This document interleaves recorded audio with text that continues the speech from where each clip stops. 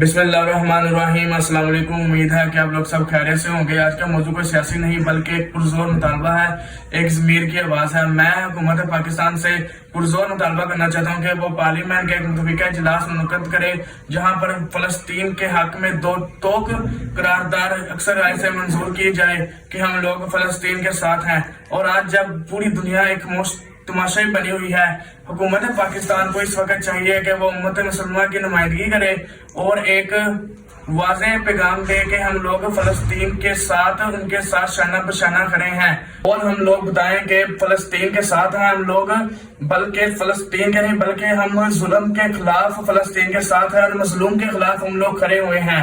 اور ساتھ میں یہ بھی میں مطالبہ کرتا ہوں کہ پاکستان میں موجود اسرائیلی جتنی بھی پروڈکٹ ہیں بلا واسطہ یا بالواسطہ ان کمپنیوں کے ساتھ جتنی بھی پروڈکٹ ہیں ان کا مکمل طور پر بائیکاٹ کیا جائے، ان کے لائسنس مسموع کیے جائے تاکہ اسرائیل کی جو معیشت ہے وہ کمزور پڑ سکے۔ وقت خاموش رہنے کا نہیں بلکہ ایک اظہار یکجہتی دکھانے کا ہے۔ فلسطین ایک مظلوم انسانیت کا نام ہے، ہم لوگ مظلوموں کے ساتھ کھڑا ہونے والے لوگ ہیں۔ پاکستان ہمیشہ سے فلسطین کے حق میں ہے اور ہمیشہ فلسطین کے ساتھ رہے گا، ہمیشہ مظلوم کا ساتھ دیتا رہے گا۔